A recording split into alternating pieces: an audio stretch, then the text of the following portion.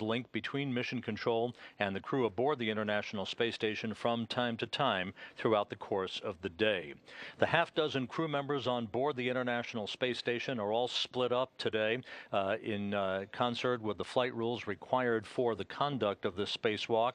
The Station Commander Pavel Vinogradov is joined by flight engineer Chris Cassidy of NASA.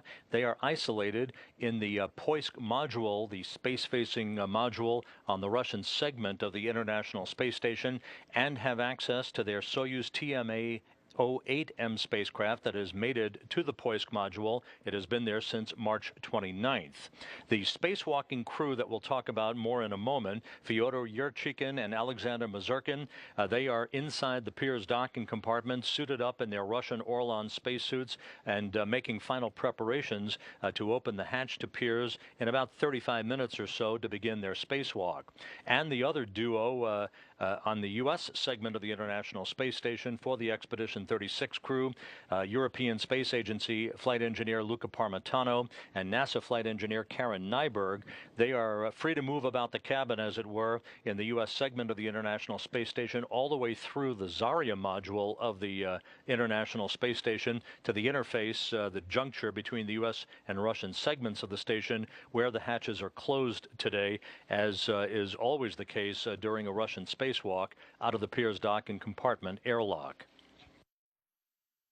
The two spacewalkers for today, Fyodor Yurchikhin and Alexander Mazurkin, were up early this morning getting suited up into their Orlan spacesuits. Yurchikhin, who will be designated EV-1 or extravehicular crew member number 1, will be wearing the Russian Orlan suit bearing the red stripes.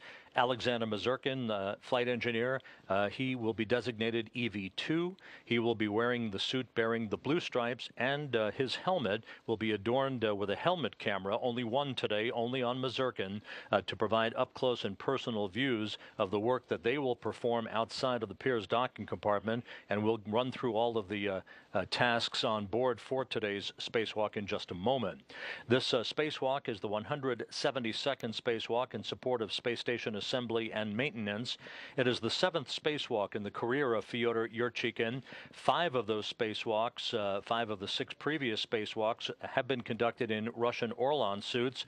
1 spacewalk in a U.S. extravehicular mobility unit conducted along with Clay Anderson outside of the International Space Station during Expedition 15 in July of 2007. For Mazurkin, this is the 2nd spacewalk of his career. He and Yurchikhin teamed up back on June 24th for the last Russian spacewalk conducted out of the International Space Station, a venture outside of Pirs to replace a fluid flow regulator on the Zarya module and to retrieve a suite of experiments from the exterior of the hull of the International Space Station's Russian segment. By the way, they will pair up once again just 6 days from now, next Thursday, August 22nd, for yet another spacewalk in which they will replace a laser communications experiment outside the station with a platform, a swiveling platform for an optical telescope to be delivered on a future spacewalk, and to remove a docking assembly from the outside of the Pirs docking compartment itself. This is the 6th spacewalk conducted out of the International Space Station this year, and the 3rd of 6 Russian spacewalks planned for 2013.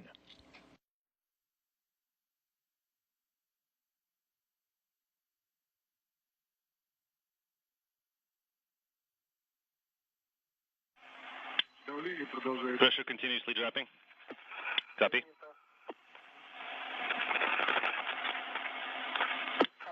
Alexander, what's it like in the suit? What's the pressure? Inaudible. Still? Still what it was before. Copy that. That snippet of conversation between Fyodor Yurchikhin and Russian flight controllers at the Russian Mission Control Center in Korolyov outside Moscow, talking about the leak checks that they are performing to their Orlan spacesuits. Once again, the crew is up very early this morning. They suited up into their Orlan suits about an hour and a half ago, moved into the Pirs docking compartment airlock. The hatches were closed, and the depressurization of the Pirs docking compartment began in preparation preparation for the start of today's spacewalk, which is about 35 minutes away, marked by the opening of the hatch to the Pirs docking compartment. That is the line of demarcation to mark the start of a Russian spacewalk. There are two major tasks on board for Yurchikhin and Mazurkin today as they move outside of the Pirs docking compartment. Those two tasks are enumerated in great detail in this narrated animation we have, courtesy of EVA or spacewalk specialist Devin Bulge. Let's take a look. Russian EVA 34 will be conducted by Fyodor Yurchikhin as EV1 in the red stripe suit, and Alexander or Sasha Mysurkin will be EV2 in the blue stripe suit. Sasha will egress Pirs Docking Compartment 1 or DC1 first, and Fyodor will pass out the universal EVA cable carrier with the two MLM power cables along with a few EVA installable cable fair leads. Fyodor will also pass out the MLM Ethernet cable reel and two temporary connector patch panels. He will also pass out gap spanners and Vonoslovos panel number 2. Then Fyodor will egress. Sasha will take the Ethernet cable reel bundle and Vonoslovos number 2, and Fyodor will take the universal cable carrier around DC1 to Strela 1.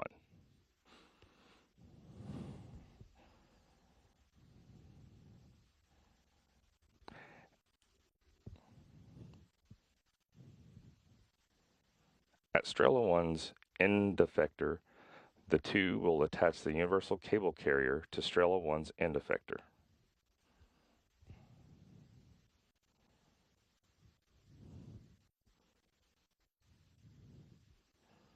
Sasha will translate up Strela 1 to MRM2 and temp stow his hardware on MRM2's handrail.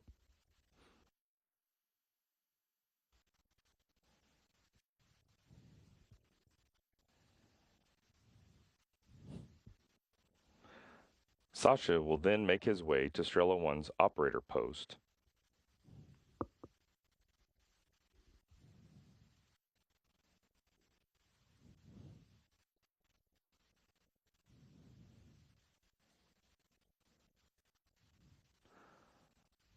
Sasha will then manually maneuver Strela 1's boom with Fyodor and the universal cable carrier at the end effector to the FGB near the US and Russian interface.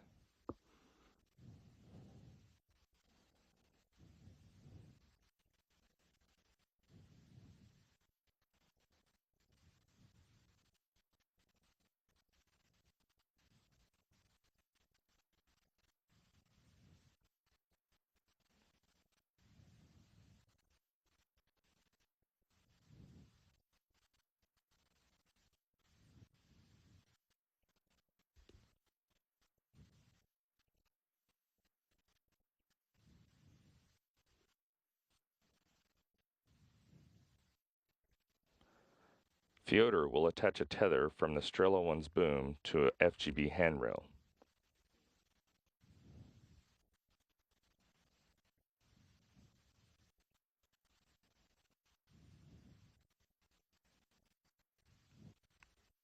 Fyodor will translate to Strela cradle near Strela 2 and retrieve the cradle. He will take the cradle back to Strela 1 and attach the cradle to the FGB and Strela 1 to stabilize Strela 1's boom.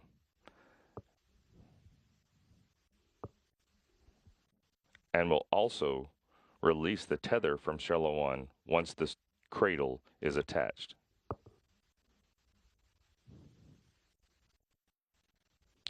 Fyodor will then relocate a cable connector that was routed on a previous EVA.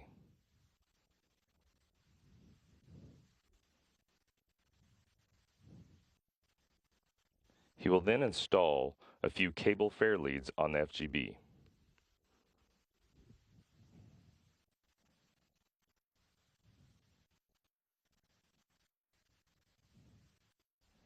Sasha will install the Vonoslovos number 2 on the backside of MRM2.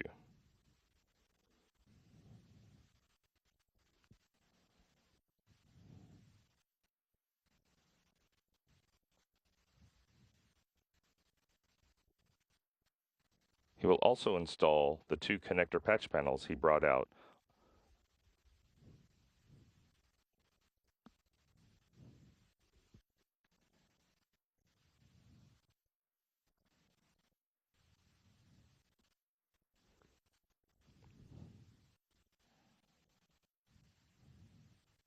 Sasha will also install a gap spanner between MRM2 and the FGB.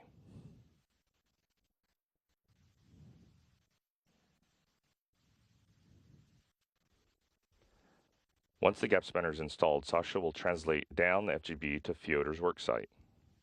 Sasha will then route the MLM power cable number 1 down the FGB to MRM2, installing it in the cable fair leads previously installed. Fyodor will stay at the cable carrier and unwind the cable as Sasha routes it. In the digital display, you can see that the cable is flashing and is already installed.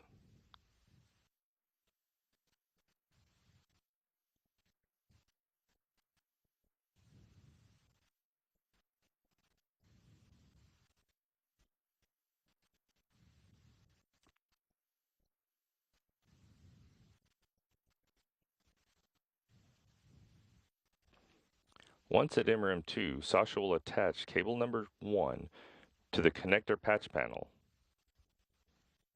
previously installed, and any excess cable will be attached to an MRM2 handrail. Once the cable is attached to the patch panel, Fyodor will take the remaining cable from the cable carrier and attach it to the FGB handrail.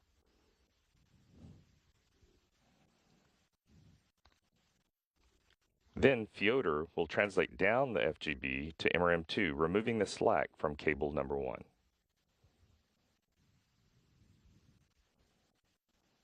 Once power cable number 1 is secure, Fyodor will route the MLM Ethernet cable down the FGB, attaching it into previously installed cable clamps. Sasha will stay at the Ethernet cable reel, unwinding the cable as Fyodor routes it. And again, the digital display shows the cable flashing and already routed. The Ethernet cable connector will temporarily be attached to an FGB handrail near the US and Russian interface. Once Fyodor is finished attaching the Ethernet connector to the FGB, Sasha will install the Ethernet cable into clamps at the end of the FGB and the MRM2 interface. Then Sasha will translate back to the universal cable carrier on the FGB and along the way taking the slack out of the Ethernet cable.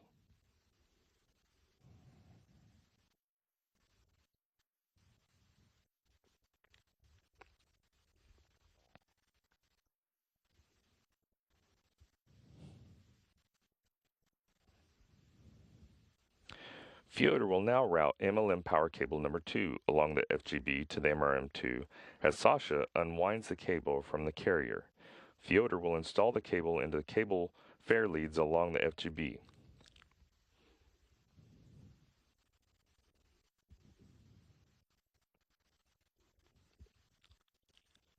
And again, the digital display shows the cable flashing and already installed.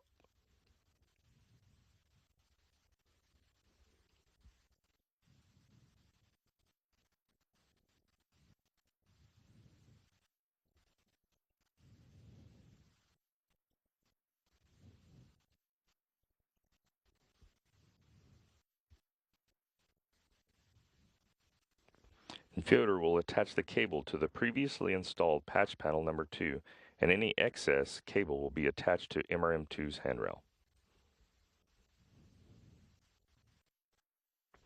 Once Fyodor is complete at the patch panel, Sasha will attach the remaining cable to an FGB handrail near the US and Russian interface.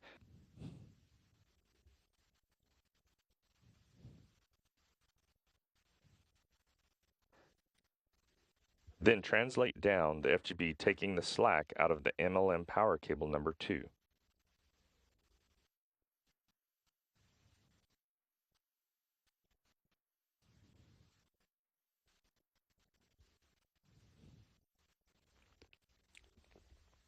Fyodor will attach the cable number 2 to the cable clamps on the FGB and MRM2 interface.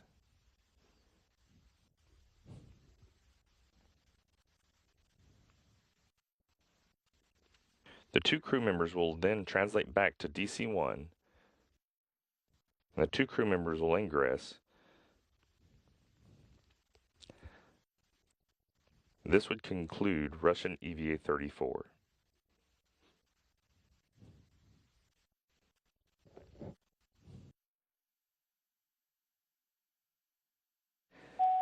Back here in Mission Control, the flight control team is preparing for the start of today's spacewalk, working in concert with their Russian counterparts at the Russian Mission Control Center in Korolyov, outside of Moscow.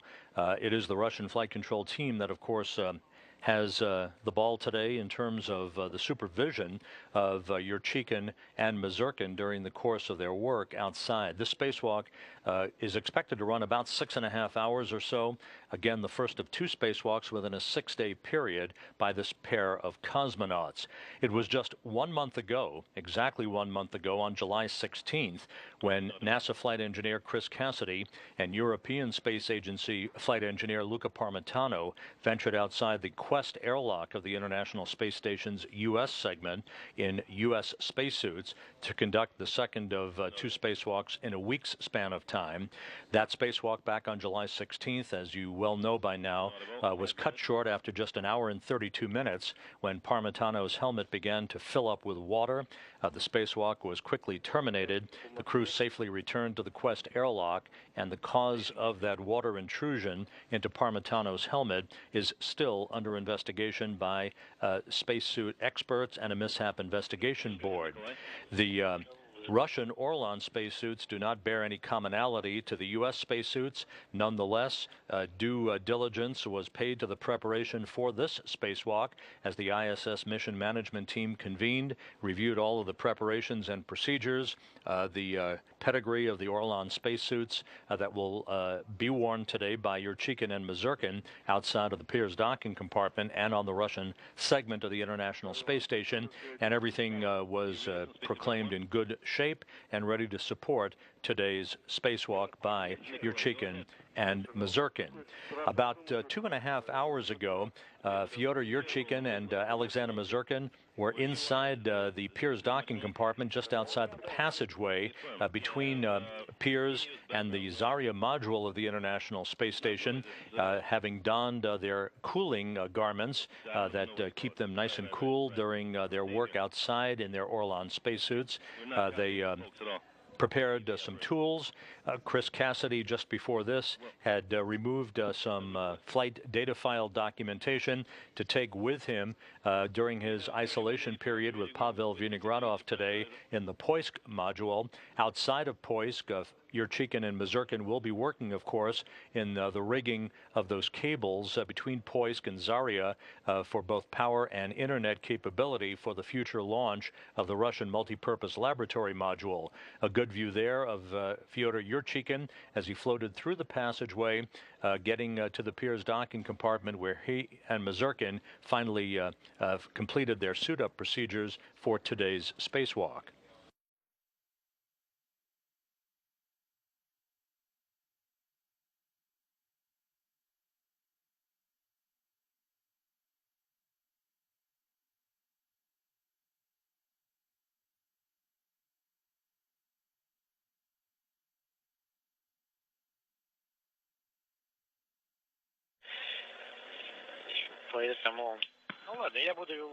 Okay, this is Pavel. I'll be giving you regular calls. Yes, from the vehicle, please. Wilco. Sounds good. I'll put it in work right away.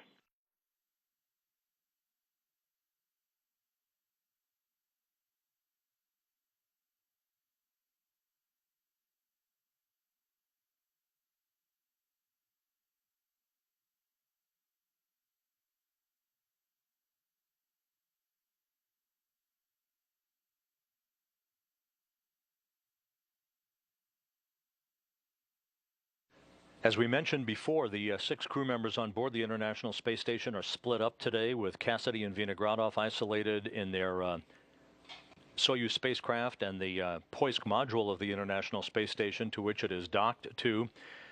Of course, Mazurkin and Yurchikhin will be venturing outside of the Pirs docking compartment shortly to begin their spacewalk. And in the U.S. segment of the International Space Station, Karen Nyberg and Luca Parmitano are free to conduct their day's work of activities. Earlier today, Parmitano, one of the activities that he was involved in was the cleaning of one of the crew quarters that the crew sleeps in aboard the International Space Station, cleaning out grills, cleaning out filters and making sure that those crew quarters are pristine for the crew to live and work in during their private time on board the International Space Station. This activity was wrapped up about an hour and a half ago. Parmitano, during the spacewalk, will be essentially a second set of eyes at the forward end of the Zarya module to the International Space Station, where the hatch is closed to the rest of the Russian segment per the flight rules for a Russian spacewalk. But Parmitano, as you can see here earlier, was busy in the cleaning and maintenance of one of the crew quarters on the International Space Station.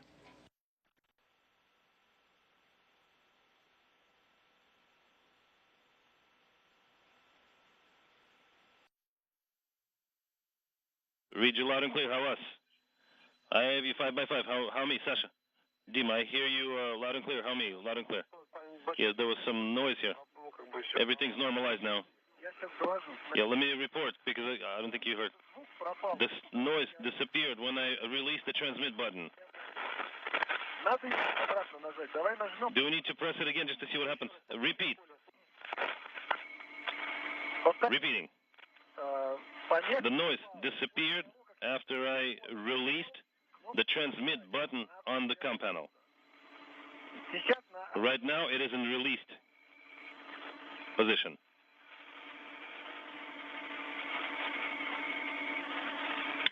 How are you copying, Dima? He's not copying at all, I guess. It's Fyodor.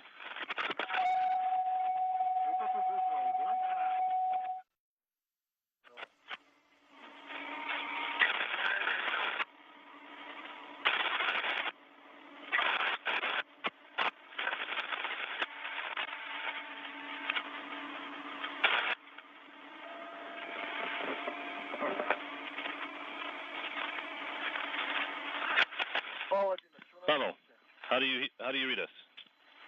Pavel, come in. Well, Fyodor, when the button is released, we only have VHF capability. You come in and out. Space to ground 2. Nikolai. Go ahead. When the transmit button is released here, then we start reading you. With the button depressed, we do not read you. How do you copy that? We copy you. We have you loud and clear right now. How us? With some interference. With the transmit button depressed. Yeah, let's try to go ahead and depress the transmit button again. It's depressed, and that introduces the noise. Is it depressed now? No, it's released. Okay, depress it, Sasha.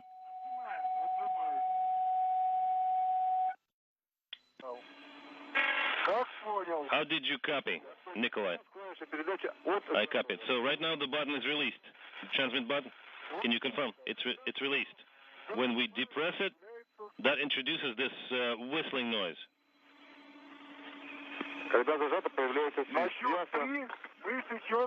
Copy that.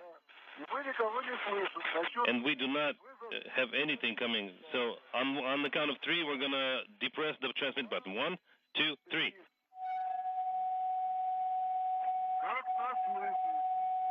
Inaudible. Did you copy us? Yeah, please release the button, Sasha. It's released. We do not hear each other. We're not copying anything. And how do you read Moscow right now? We read you right now, Moscow. Inaudible, speaking at the same time. Right now we're talking in Space to Ground 2. Well, we tried to call Pavel in Space to Ground 2, and we didn't get any response from anyone. Yeah, because this noise is really hard to talk over, because you need to scream real loud. Okay, so do not depress the transmit button. We're not depressing anything. Fyodor, this is Alexander. Go ahead. It's been 9 minutes. Dima, the pressure is still inaudible.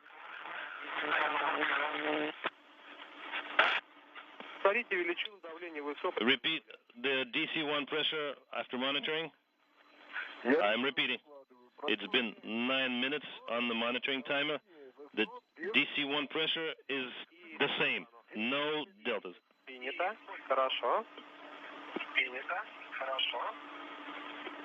10 millimeters. Copy that. Готовы пока фрагмент 7, лист 1, шаг 14. Переход на автономное питание. И по команде начинаем работу. Okay. Get yourselves ready to perform Q card 7, step 1, item 14. Orline transition to autonomous power. Do you read us right now? With the released transmit button, you're coming in and we're reading you. This is Mission Control Houston. You've been hearing conversation between Russian flight controllers at the Russian Mission Control Center outside of Moscow. You're looking at a live picture from a camera on the balcony of that cavernous room in Korolyov, just outside of the suburb of Moscow. The Russian flight controllers working with Yurchikhin and Mazurkin to clear up a bit of squelching noise associated with the communications between their Orlan spacesuits and the flight control team there in Korolyov. However, the crew has been given the green light to transition their suits to autonomous power. The talk button, we're moving it into stand-alone power. This is the precursor in the primary depress, repress Q card for the start of a Russian EVA that is officially marked with the opening of the hatch to the Pirs docking compartment. A U.S. spacewalk start time is primaries off. Denoted by the time that the crew puts its U.S. spacesuits on battery power, and then it ends officially with the time that the crew repressurizes the Quest airlock. In this case, a Russian spacewalk elapsed time is marked from hatch opening to hatch closure, so we'll be monitoring that and providing you the official start time for today's spacewalk as soon as the hatch to the Pirs docking compartment is accomplished. Mazurkin will be first out of the hatch. He will work with Yurchikhin to install a protective ring around the circumference of the hatch to the Pirs docking compartment before Mazurkin then moves on to a ladder just outside of the Pirs airlock, carrying with him and being handed a series of cargo bundles that will include a universal cable carrier and a bundle containing the cable reels for the Ethernet cable, connector patch panels, gap spanners, and the Vinaslavast experiment. Vinaslavast is the Russian word for endurance. It is a suite of experiments on a panel that will be installed on the outside of the Poisk module of the International Space Station to measure the effects of the microgravity environment on a variety of experiment samples.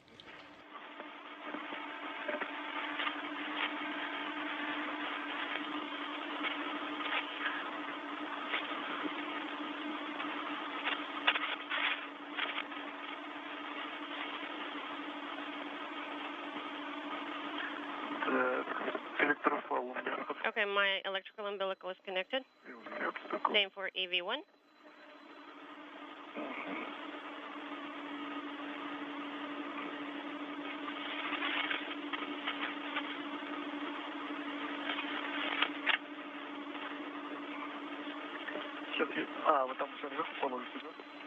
You know what, Sasha, you can go ahead and move it over here because we'll have to retrieve it later.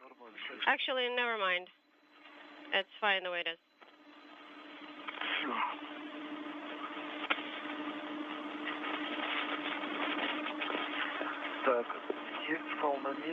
Okay, this tether is here. Pavel, did you call on Space to Ground 1? I did. So we repressed and it's 781 right now in Soyuz vehicle. 173 PPO2. You made it. Fluid and electrical umbilical. Все, Павел, спасибо. Ухожу как бы снова на СГ-2. Мы там как бы... Copy, Pavel. Thank you very much. Let's go back to Space to Ground 2. Спасибо. Okay. Good luck. Федор Николаевич, ну что, электроразъемы отстыкованы, закрыты, да? So, Fyodor, your electrical umbilicals and fluid umbilicals have been disconnected? Affirmative. Пожалуйста. They are disconnected and capped. Основного сколько атмосфер, напряжение какое? Okay, could you tell us the voltages? 413, 27,3. And Нули, да, показывает слева? 27.3. And the timer is... As the flight control team in Korolyov runs through a final series of systems and suit checks with Yurchikhin and Mazurkin before they open the hatch to the Piers docking compartment to begin today's spacewalk. It's worth noting the list of tasks